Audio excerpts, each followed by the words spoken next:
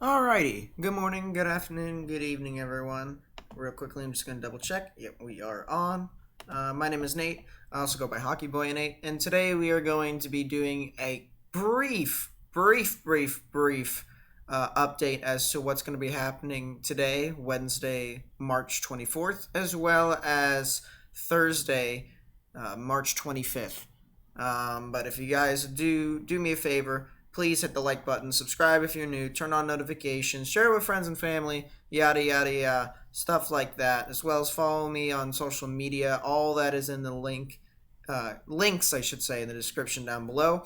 I would be a bit more in depth in my video today. Usually, what happens if you guys are new is I give you all a brief overview in the beginning of the video as to what people can expect in regards to severe weather, and then I get to the more in-depth aspect of meteorology towards the latter end of the video. However, this is going to be a bit more of a speed run than usual, so if I go through it real quickly and you guys can't really catch it, I'm sorry, but for the weather nerds out there who do know what I'm talking about, then it'll be more for you all. But if you guys don't know what I'm talking about, go back to my video, or at least one of my videos that I've done in the past. Specifically, my video yesterday had no reason to be 39 minutes long, but it does go in depth as to what you can do in order to look for stuff that I'll be talking about, such as SKU charts, photographs, stuff like that. And that may sound pretty bad, but if you guys I'll tell you guys if you don't really want to look at that aspect. I'll tell you guys when you can click off the video.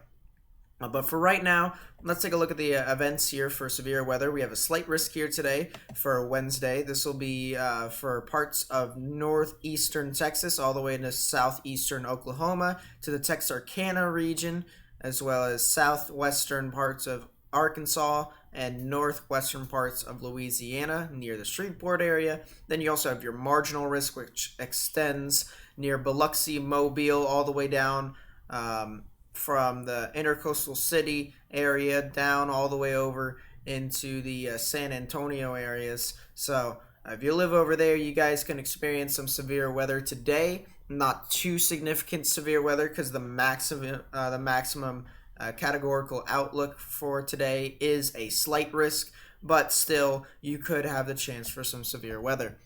The hail, there is a 15% chance for hail in that general vicinity. There's also the 5% that extends in the marginal risk. So if you have a 5 or a 15% chance for hail, you have that probability of 1-inch sized hail or larger within a 25-mile radius. And then if we go over to the wind, you see there's going to be two areas of the wind risk. So you have the one near Mobile, New Orleans, Biloxi. You also have your other wind risk, which is a part of the cold front that's near the Texarkana region, all the way near the Dallas-Fort Worth down into San Antonio, as well as a little bit of Mississippi. So that is something to keep in mind as well, that there's two different areas of risks, and that if you live in these areas, you guys have that probability, whether it's a 5 or 15% chance, you have that probability of getting winds over 58 miles per hour. Then you also have your tornado risk, which is a bit of a widespread 2%, but your 2% extends from Biloxi all the way down into New Orleans, intercoastal city, all the way up through into the Shreveport, Texarkana region, down towards, I believe that is Dallas-Fort Worth. I believe it gets all the way over there, and indeed it does. So if you live in any of these areas, you guys have a 2% chance of seeing a tornado within a 25-mile radius. Then we're going to go into Thursday here, and Thursday is going to be the more significant event. This actually very well could be another tornado outbreak. As a matter of fact, I'm actually counting on it being another tornado outbreak. Some person asked if the enhanced could extend further to places like Nashville.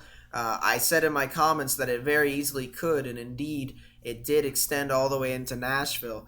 So that just goes to show you the raw power of this event, and that people in these areas need to take their proper precautions. So the marginal risk extends all the way over from Pensacola all the way up through Georgia into the Appalachians, all the way up into the Ohio River Valley, like Columbus and just barely off to the south of Cleveland, all the way down into Indiana and southern Illinois, as well as south of St. Louis, maybe even in St. Louis for the marginal risk, down towards the Fort Smith areas in Arkansas, down towards the Texas areas like Houston. So that's something to keep in mind, that if you're in the marginal, you have the lesser amount of the risk, but still something to keep in mind. The slight is basically the entire area of the 2% chance yesterday, except for Dallas-Fort Worth. So your slight extends for all of Louisiana, all the way over into Biloxi, Mobile, up into parts of Atlanta, down into the Knoxville areas, moving up into the heart of Kentucky, into the southern parts of, or the southwestern parts of Ohio, like Cincinnati, down all the way across the Ohio River. Actually, this is the heart of the Ohio River Valley. So if you live near the Ohio River, you guys are in a slight risk. That also continues down into Little Rock and back down into Texas. So that is something to keep in mind there. Your enhanced risk, which is a larger area of a significant risk. It's not exactly like too significant, but you're enhanced. If you were to think of it as a color code, it would be a 3 out of 5. So your 3 out of 5 area will basically be in southwestern parts of Kentucky, southeastern parts of Missouri, eastern parts of Arkansas, northeastern parts of Louisiana, central to northern parts of Mississippi, central to northern parts of Alabama, and northwestern parts of Georgia, as well as the central to western parts of Tennessee. Then you also have your red circle. That is your moderate risk. Now, some of you guys may be asking, well, why is enhanced below moderate? I don't know. You might want to ask the Storm Prediction Center about that, because in my opinion, moderate sounds worse, or enhanced sounds worse than moderate. But you know what? That's not how it rolls here, apparently. So your moderate risk is your 4 out of 5.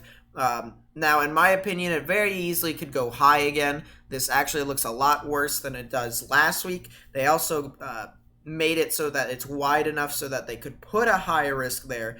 And I'll go into, excuse me, I'm choking up here.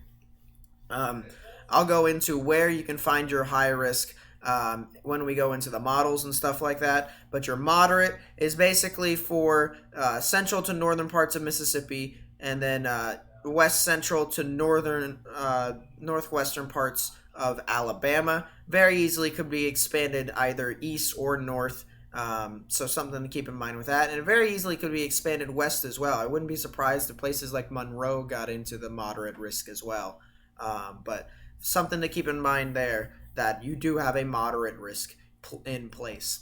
Your hail, maximum risk here for this event very easily could be upgraded, but I'd say this is pretty fair, is a 30% chance. So you can see your brown is 5%, your yellow is 15, and your 30 is red. So 5, 15, 30, whatever probability you have that probability of 1-inch sized hail or larger within 25 miles of a point. But then you guys might also see that area inside the red with a bunch of dotted lines, and there's barely, you can't even tell, but it's a black circle inside of that red circle. And what that means is that actually is a hatched risk, or a significant severe area.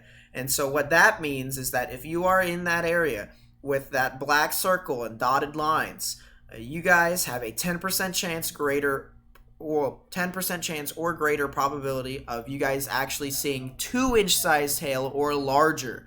So that is something to keep in mind with those areas, that 10% chance or greater probability of you seeing 2-inch sized hail or larger within 25 miles of a point. Your wind, a larger wind risk here, a much larger wind risk here. As this resets, give it a second. There you go. Your 5%, 15%, and 30%, as noted in the prior risk, like hail. It's the same thing for wind. 5% chance, 15% chance, and 30% chance of you seeing winds over 58 miles per hour within 25 miles of a point. But then you also have that pesky hatched risk again. And what that means for wind is that you guys actually have a 10% chance or greater of you seeing 74 mile per hour winds or greater within 25 miles of a point. So very gusty especially since with this system moving on through, you already have the chance for tornadoes, which we'll get into in a sec. You also have the chance for hail, but this very easily could include gusty winds over 74 miles per hour. And then you also have this risk right here, the tornado risk. Your 2%, which we saw before, was indicated. Oh my goodness, indicated in green. You also have a 5%, which is indicated in brown. Your 10%, which is indicated in yellow, and your 15%, which is indicated in red. So regardless as to where you live and to what that percentage is, that is the probability of you seeing a tornado within 25 miles of a point, which is pretty interesting because if you think of it on a simpler note, the 10% is basically 1/10 of 100%. And so if you cut it into different sections of pie, you have your 10% that's cut, your 10% area that's cut into 10 sections. 1/10 of that area could see a tornado within 25 miles of a point. That's pretty crazy, in my honest opinion. So, just something to note that there's not only a 10%, but there's also a 15%. This 10% extends into places like Nashville, Memphis, Chattanooga, Murfreesboro, Hoover, Alabama. Extends all the way into eastern parts of Arkansas. I'm assuming Jonesboro gets into the action. The 10% also is really close to Huntsville. I'd say it's on the eastern parts of Huntsville because the 15% actually includes Huntsville in it. So it's got Birmingham, Jackson, Huntsville, Tuscaloosa, Decatur. If you live in those areas, you guys need to get a plan in place because honestly, this could be another tornado outbreak for you all. I'm not saying major. I'm not saying, this is going to be death-defying because let's put it this way. You guys knew what you were getting into when you lived down there. You guys knew the history of this place. And so all I ask is that you guys have a plan in place and that you, just because last week wasn't as bad as everyone thought it was, doesn't give you an excuse to not do anything. As a matter of fact, it gives you even more of an excuse when people say that it's worse than the last week's event. So that's something to keep in mind, that if you live in these areas, regardless of what I say, regardless of what other people say, regardless of what Span says, you need to have a plan in place. You always need to have a plan in place when this stuff happens. All right, let's take a look at the models here because I think that's the best thing that we can do at the moment. There isn't really much we can do besides look at the models, get the timings out here for you all. So as the HRRR loads, we'll be able to determine as to what all could be happening here in the near future. I won't go over the timings here for today, for Wednesday, because I feel like that event isn't as significant as Thursday's event, especially since I'm limited on time here, so give me a break. But Thursday here, we can take a look and see that morning showers could be expected across the risk area. This could limit the amount of thunderstorms to develop in the beginning. It may provide a capping inversion earlier on in the morning, but if there is some cloud cover that is through there, that could provide some less instability as well. So you do have some factors going into this. If you have thunderstorms that pass through into the morning, that could provide a limiting factor or a capping, mainly because it cools down the atmosphere and it makes it so that some other areas very easily could not be able to form thunderstorms, especially at the surface level. So that's something to keep in mind as well. But then the HRRR says, you know what, we're going to go ahead and start setting off some of these thunderstorms. So at around 17Z, we'll actually say 16Z for you all, which is around 11 o'clock, 12 o'clock. That's when thunderstorms officially start to kick off. So I said 13 o'clock. This is that's going to be a meme from now on. 1 o'clock, 2 o'clock, 3 o'clock, 4 o'clock. This is actually 3 o'clock. So 4 o'clock, this is when thunderstorms actually become really well developed. So I wouldn't be surprised at around 2 to 3 o'clock. This is when it's at its peak or around its peak before it starts to head off into more of a line. So This is around 5 o'clock. 6 o'clock is when it forms into more of a consolidated line. It'll be impacting places like northern Alabama into central Tennessee. And then the line kind of just pushes on through and becomes a bit more lackluster once you get into the overnight. So specific areas, if you guys didn't see which areas impacted what, thunderstorms start to become a bit more prevalent, if you will, at around the 12 o'clock hour. So this is noon when thunderstorms start to develop. Then 13, I said 13 again, oh my god. 1 o'clock is when it starts to impact central to eastern parts of Mississippi as well as northern parts of Alabama. Then, stop it with the updates. Thank you.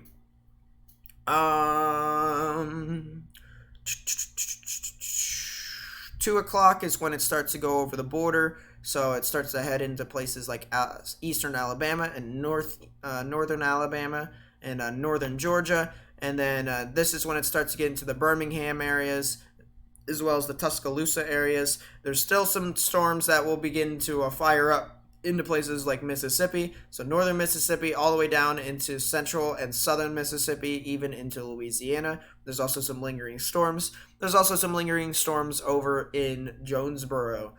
So if you live in those areas, 3 o'clock, your event is not over.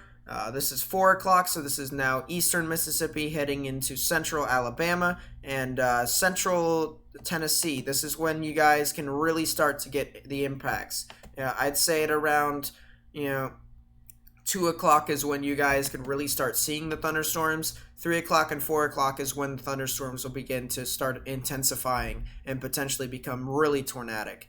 And then 5 o'clock is when it becomes more of a consolidated line. Places like Jackson are out of the risk. Places like Hattiesville, they've been out of the risk, but they're officially out of the risk. But this is where the line starts to move through into Tuscaloosa. So 6 o'clock, and then 7 o'clock is when it starts to get into central Alabama.